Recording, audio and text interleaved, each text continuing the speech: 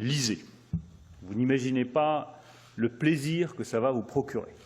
Je le dis avec beaucoup de conviction parce que j'ai moi-même des enfants, j'en ai un qui est lycéen, et c'est devenu un combat la lecture. Et je veux juste dire à tous ceux qui nous écoutent que ce combat, nous le menons avec Marc Ledré-Lacharrière, avec Luce Perrault, avec Éric Reynard qui est présent, avec tous les journalistes qui sont présents ici et qui écrivent. Ce n'est pas pour vous ennuyer, ce n'est pas pour faire des leçons de morale, ce n'est pas pour vous obliger à faire des activités qui seraient pénibles, c'est parce que, je le redis, la lecture est un immense plaisir, qu'elle va développer votre imagination, qu'elle va vous permettre de vous ouvrir à des mondes radicalement nouveaux dans lesquels vous ne seriez pas entré sans les mots, qu'elle va vous permettre de mieux comprendre qui vous êtes, de mettre des mots sur des choses que vous ressentez et que vous ne savez même pas de vous-même, et qu'une personne totalement inconnue, que vous n'avez jamais rencontrée, que vous n'avez jamais vue, que probablement vous ne verrez jamais et que vous ne rencontrerez jamais, vous soufflera à l'oreille, par les mots, dans le silence de la lecture, des choses que vous n'auriez jamais comprises sur vous si vous ne les aviez pas lues. On apprend plus sur son désir d'aventure en lisant Robinson Crusoe qu'en partant en voyage.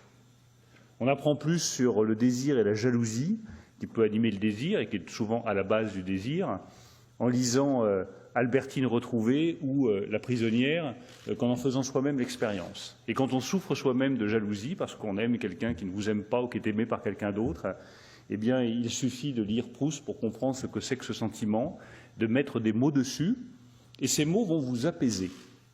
Ces mots vont vous apaiser parce que vont vous faire comprendre que vous faites partie d'une collectivité qui ressent les mêmes choses et que vous n'êtes pas tout seul.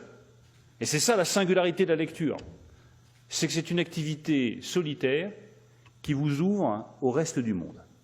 Vous êtes seul et vous n'êtes jamais autant avec tous les autres que lorsque vous lisez un livre.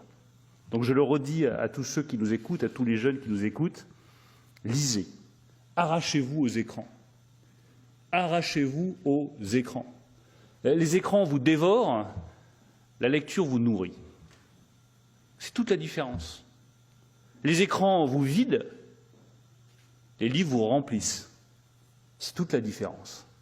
Alors évidemment que c'est un combat parce que l'écran, c'est la facilité, on est capté, l'attention est captée. Puis en plus, ils sont tellement bien organisés, ça fera le lien avec les GAFA, qui savent vous donner, exactement comme on le fait pour les rats, des petits stimuli nerveux, toutes les 5 secondes, toutes les 10 secondes, qui vous obligent à continuer à rester scotché à votre écran.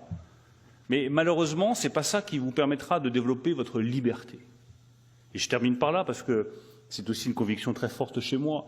La littérature est une arme de liberté. Et les écrans, trop souvent, peuvent devenir, pas toujours, je ne parle pas des écrans de cinéma, je parle des écrans des géants du digital, peuvent devenir des instruments d'asservissement. Vous pouvez être asservi dans votre consommation, dans votre comportement, dans vos pratiques, dans vos gestes, par des écrans qui sont formatés pour orienter votre pensée. La littérature, elle vous donne de la liberté. Les mots vous donnent la liberté pour vous construire et être ce que vous êtes. Je le dis à toutes les lycéennes et tous les lycéens qui nous écoutent, vous êtes chacun unique. Chacun. Eh bien, la littérature vous permettra, et les livres vous permettront, de découvrir à quel point vous êtes unique et à quel point vous ne ressemblez à personne d'autre. C'est ça ce qui fait l'humanité. Chaque personne est unique et c'est la littérature qui nous l'apprend.